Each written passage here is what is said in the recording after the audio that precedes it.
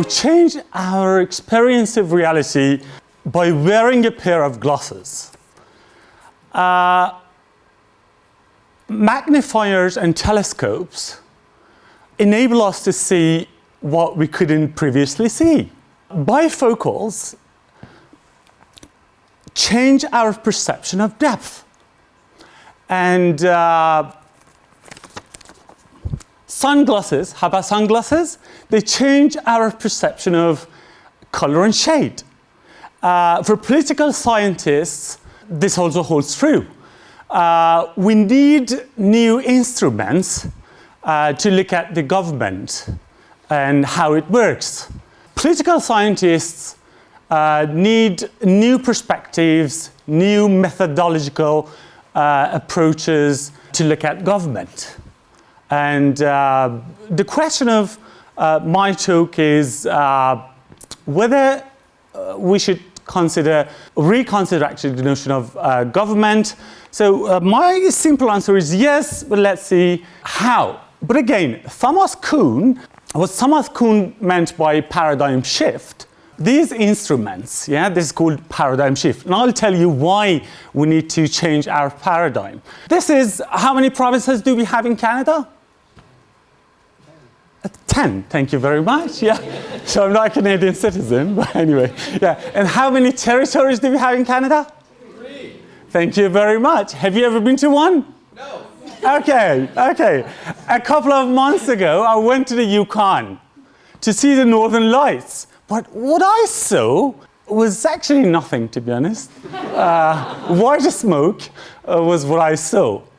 And I got surprised, and I was like, okay, what kind of aurora is that? The photographer was like, okay, can you be a little bit more patient? And I was like, yes. And that's the photo. Yeah? It's because our eyes have got cones and rods inside. And they're not able to see the faint colors of the aurora. So this is a paradigm shift, a new instrument, which is camera in this particular case. And so I haven't included my photo, but that one is really beautiful. But anyway, as you can see, there is a huge difference between the two. Yeah, and the funny thing is that the photographer was like, every time I look at the aurora, the Northern Lights, I don't know what color they are, unless I look at the LCD screen of my camera, or I open the file on my computer. So, but how about politics? When it comes to politics, for a long time, and many political scientists still nowadays use this approach, the traditional approach. When we talk about politics, we often talk about the legislative, the executive, or the judicial branch of the government. Yeah? We analyze constitutions, like constitutions of different countries when it comes to comparative politics, and types of government. Is it a democracy? Is it a totalitarian government? Is it a theocracy? Is it a monarchy? Is it a communist country? What type of country is that? But the thing is that this is what Thomas Kuhn meant by changing the paradigm. Why? Because the structures lack power. Okay, if you compare the Constitution of Canada with that of another country, you don't see much difference, to be honest. So, but why these two countries, let's say, are so different? Why? Because maybe that's why Mao or Marx, for example, were really interested in the concept of praxis, or what happens in practice. Yeah, this is completely different. So structures lack power, and this is the crisis in theory. When we come across a crisis in theory, we need to change the paradigm. We need that paradigm shift. Okay, and we didn't consider the role of individuals as well as groups. So individuals usually act in groups, act best in groups, let's say. Yeah? Okay, so this is the problem, that we neglected those people. And that's why maybe we need to, we thought that we needed to have a different perspective of the government. This is what we see. Yeah? When we talk about the government, we see a government building, for example. We see public policy, policy outcomes. We see everything. Yeah? Lots of things, actually. But they're all visible. Yeah? But what we don't see, what we mean by paradigm shift, is this one. We don't see those groups that contribute to the policy process.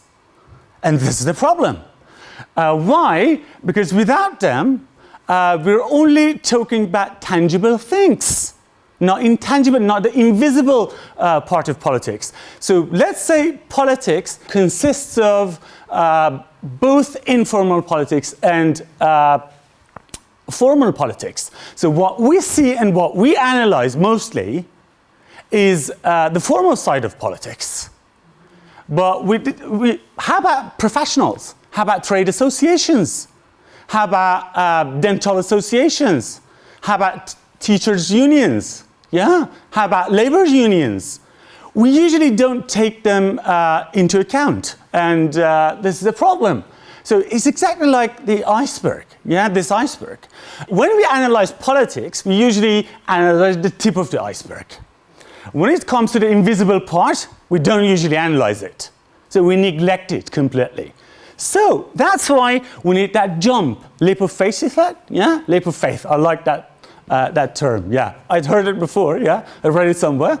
So to see what's invisible to us. Okay, and let's have a look at the traditional models in politics or in public policy. What happens within the government? This is the very basic model of public policy proposed by David Easton. David Easton in the 50s was like, okay, we've got a government, the black box. He called it the black box of the government. Yeah? So you've got demands and you've got supports. They go through the black box of the government, and you're going to come up with some decisions, some policy outcomes, some outputs, and there is a feedback loop here. So further demands or further supports for a policy. Yeah, this is a very linear model of politics. Yeah, you cannot see. Yeah, you can see the environment. Yeah, they can actually those pressure groups can penetrate that black box of the government. But the thing is that this is a very linear model. Again, that one is called comprehensive rationality model. So basically, we identify the problem, we establish decision criteria, we weigh decision criteria, we generate alternatives, we evaluate them, we come up with the best alternative, we implement it, we evaluate it, and that's why? Because we are rational beings, and that's what we do. Okay, but the thing is that Simon, if you want to, do you want to win a Nobel Prize? Yeah, or if you're doing economics, you should do. You probably need to write a paper on decision making. Believe me, yeah. It will give you a Nobel Prize, for sure, yeah, because Herbert Simon, for example, won a Nobel Prize for that, yeah, bounded rationality. It was like, yeah, we are rational in the 70s, we are rational, but we're restricted by time, our cognitive capacities, and our limited knowledge, yeah? So that's why we have to be satisfiers, not maximizers, yeah? So these are linear models of public policy. These are more advanced models of public policy, or policy process, let's say, within the government. This is the first one. Let's focus on the first one first, yeah? Okay, problem, we're going to define the problem, we're going to identify alternatives, we're going to select the best one, we're going to implement it, we're going to evaluate it, and the feedback loop is in there. Yeah, it's a policy cycle. But the problem is that, I'll talk about the problem later, but before that, some governments, like Northern Ireland, introduced a practical policy cycle. Yeah, like this one. This one was proposed by Northern Ireland. to the best of my knowledge, it was the first country that proposed a policy cycle model. So, but there is a problem. Are these stages real? Do we identify the problem? Do we evaluate the alternatives? Do we implement the best one? Are these stages real? Even Harold Luswell, one of those people who proposed one of those linear models, didn't consider them real. Yeah? So, the thing is that they are of a great heuristic value, analytical value. But don't take it for granted that these are real. Why? Because the complexity of the government and government processes. Okay, and there is a danger here. The plus side is that it's very good. Why? It's got heuristic value. We get to know, we analyze things, we know our governments better, but there is a danger. The danger is that it's going to lead us to naive institutionalism. We only take into account those formal institutions. So that's why we did something. We were like, okay, like Cohen, Marsh, and Olson proposed garbage can model. They were like, okay, maybe, okay, let me give you an example. I'm a rat poison seller. Yeah? What do you need in Guelph? You need to get rid of those rats in Guelph. Why? I already have the solution. Yeah, I already have the solution, and I'm just gonna bring to your attention the problem. Yeah, that's what they talked about. John King had actually used it as well. He was like he actually considered those informal actors in politics, policy entrepreneurs. That's what he called them. Yeah, and he was like, yeah, there's a policy stream, there's a political stream. Political stream is actually the stream of politicians. And there's a problem stream. And there's a window of opportunity which is open for a short period of time. And it leads to policy adoption if they converge, if those streams converge. Yeah? And again, Sabatier, so it's French, yeah? Yeah, Sabatier or Sabatier, yeah? Actually talk about coalitions. Just look at how, for example, with regards to what Kingdon said, how about housing units in Guelph, for example? Yeah, people want it. That's the problem stream. People cannot afford housing in Guelph. The policy stream, building, I don't know, getting as many construction companies involved. And political stream, a new mayor is in town. So it's the right opportunity. Yeah? Okay. How about Paul Sabatier? Sabatier was like, policy is nothing, but actually the result of different coalitions. Yeah? Short-term coalitions, long-term coalitions. The best example of that would be halal meat, kosher meat in European countries, for example. Yeah? How the policy got adopted. And as you can see, yeah, policy beliefs, resources, you can see too many informal actors actually. Then we came up with network analysis. And a lot of political scholars, let's say new ones, are impressed by what network analysis can do. Why? Because it talks about linkages, informal linkages within the government. It also talks about non-governmental actors, yeah? Private sector, civil society. People engage in politics. But how? The thing is that the political sphere is broader than the sphere of government. And we always neglect it. We often, let's say, neglect it. It also implies that the government is a very chaotic arena. But something else. Because of coexistence of authoritarianism and democracy in many countries nowadays, we've got a problem.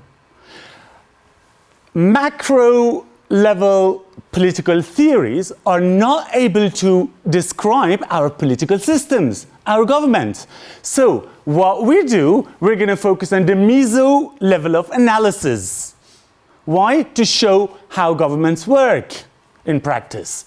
But how do the public engage in politics? They can vote in elections, they can join formal political parties, or they can form groups. With regards to groups, we've got interest groups, cause groups, we've got insider groups, outsider groups. So we don't have much time to talk about them, but just bear in mind that interest groups are a group of, cause groups are a group for. That's what they say. I can criticize that. We all can. Like Max Weber once said, there is no group that hasn't supported human rights, for example, and, for example, water fluoride therapy at the same time. So the thing is that, they can do both. So these actually categories are not flawless. This is the problem. And it fits so well with other theories in political science, like 3 dimensions of power. For example, Robert Dahl, this guy, proposed the first phase of power. Who wins? A has got power over B to the extent that can get B to do something that he wouldn't otherwise do. Okay, how about the second phase of power? Exclusion of items from the agenda. And how about the third phase of power? Manipulation. Pressure groups are able to exercise all these dimensions of power. They can influence public opinion, they can act as a lobby group, or they can act directly. Okay, but this is our current situation. We don't trust. Many people actually do not. There is a lack of trust, let's say, in many governments, media conglomerates, in big businesses, government failures, social media, celebrity politics, and anti-politics movement. This is our current situation. So, how about our party membership? Only 5% of the national electorates are member of a political party in Europe. Don't forget about that. 95% are not affiliates of any political party in Europe. How about changes in parties? Guys, what we have nowadays is modern, de-ideologized parties or catch-all parties. Let's get as many votes as we can. How about left-wing and right-wing? Do you still believe in the concepts of left-wing and right-wing? We probably do, but how about our parties? Electoral competition has the effect of blurring ideological identities. We think we believe, but what is the main difference between, 2 rival parties, for example, in country A? Not much, to be honest, not much. We can't find a lot of differences between the two. How about single-issue parties? They've got a party for motorists in Australia, for example. We had many parties for Brexit in the UK. The rate is too damn high in the US. So single-issue, back in the time, political parties used to have a set of broad issues. But nowadays, even in the UK, we had a party for a closure of a unit of a hospital, a political party. Okay. How about changes in our elections? Our elections are turning into beauty contests. This is the problem. We need to focus on, as presidential candidates, we need to focus on our televisual skills, our hairstyle, the way we dress up, and these are really important. When I talk about pressure groups, it always reminds me of Colosseum. Why? Just imagine that on the battlefield, we've got many competing groups fighting with one another over a greater share in the political economy of a country. We've got some bystanders, or some people who are encouraging them or booing them. We've got many people. I'm running out of time. Pressure groups, so I did both my PhD thesis and master's thesis on pressure group theory. I'm just going to tell you something about the government and pressure groups theory, and then I'll go home. I'll stay with you, actually, yeah. Yes, yeah. Okay, but yeah. From analyzing 3 countries, I came up with that pressure groups can act more successfully than political parties in many, many countries. Yeah? Okay, but bear in mind the last one, that pressure groups should be analyzed regardless of their title. Why? Because sometimes our political parties are pressure groups, and sometimes our pressure groups are our political parties. Again, they have fewer responsibilities and less accountability compared to formal institutions like political parties. They can form alliance with political parties, or they can form alliance with any government department, with any ministry. There is a greater chance for them to become politically active when the government is weak, when the executive branch of the government is weak. In that particular case, the executive branch of the government can act as a pressure group. It can be a pressure group among many, many pressure groups competing over scarce resources in politics. They can flourish during the military rule or militarization. This is a free country. Yeah, we should be grateful because of that. But in many countries, we have had the periods of militarization. So they can best flourish. Why? Because they can exchange things, what they have with the government. And how about those definitions of pressure groups? I believe that they haven't been accurately explained our pressure groups today. Yeah? We need a broader definition, we need a better definition of pressure groups. How about government? The government itself can act as a pressure group. 2 ministries inside the government can act as a pressure group. Each branch of the government can act as a pressure group. Just imagine that 2 ministries are in favor of a particular environmental policy. They can act as a pressure group. Why? Because they can press other departments of government to do what they want or not to do what they don't want. This is the problem. Public policy. But what is policy in that particular case? Policy is nothing but the products of group struggles. And what is government? Maybe government is just an arena in which too many pressure groups are competing with each other. Okay. Next time you turn on your TV to listen to the news. Yeah? Next time a politician announces some policies. Next time you're going to analyze a political issue or a policy. Just bear in mind that government is a wall. And any break in this wall can be a pressure group. Just bear in mind that government is more or less like that iceberg. And what we see is just the tip of that iceberg. Maybe we need to, that's what Thomas Kuhn said, instead of solving old puzzles, we need to create new puzzles. And maybe that new puzzle for government is pressure group theory. Again, it's a lens, it's a device, it's an instrument to see the government in a better way.